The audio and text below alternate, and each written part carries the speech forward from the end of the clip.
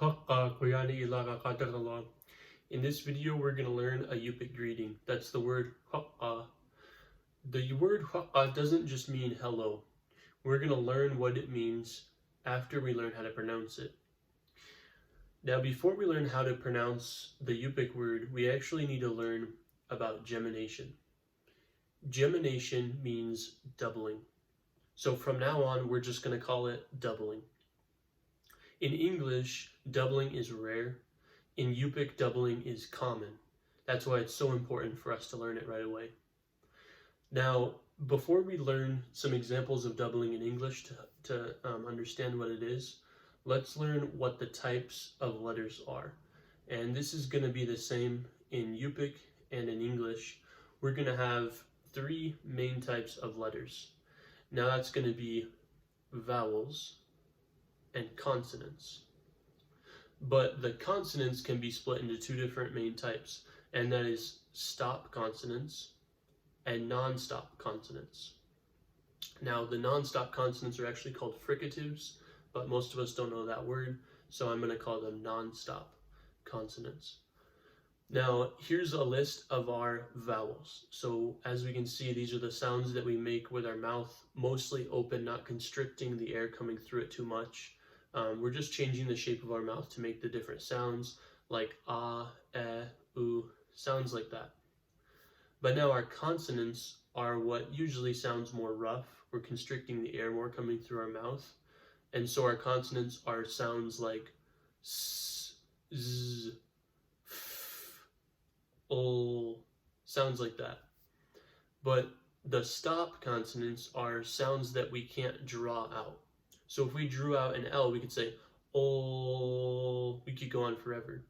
A stop consonant actually requires our breath coming through our mouth to stop for just a second to pronounce it, and it's kind of made in an instant, so we can't really draw it out. So these are sounds like t, k, d, sounds like this.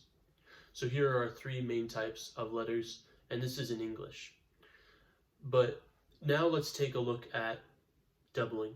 The type of doubling that we're talking about only happens to consonants, but it can be stop consonants or non-stop consonants. So first, let's take a look at a non-stop consonant that's doubled, and that's in the English word misspell. So this is pretty easy because we just have two S's, and we can just think of it as a longer S sound. But what we need to look at, because we're learning the Yupik language, is that if we were learning this word, we would want to break it into syllables. And if we did, we would need to know that we don't break it up like this or this. Because if we did, we would say mispel or misspell. Instead, we say misspell. So our consonants are broken right in the middle of that doubled sound. Now, it's not going to be quite so simple with a stop consonant. So now this is in the English word midday. Again, though, there are two Ds, but we can't really just draw the D sound out. So let's take a look at our syllables again. We don't say mid-a, and we don't say midday. We say midday.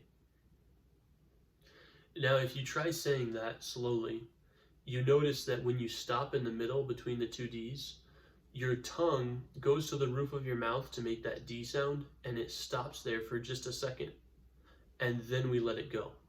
So we say midday, midday. And this is how it's going to work with our Yupik word, waqaa. Notice that there is no consonant that's written doubled. That's because the doubling is so common in the Yupik language, it's actually part of the rhythm in the Yupik language, and that's a pattern that we actually are going to learn in future videos, and then we'll be able to tell when we look at any word whether or not certain letters are going to be doubled. So in this word, we actually have the Q sound doubled. So it's more pronounced like this, but it's not written like that for a reason, and we'll learn more about that in later videos. So when we pronounce this word, let's start with the W. The W is different than an English W.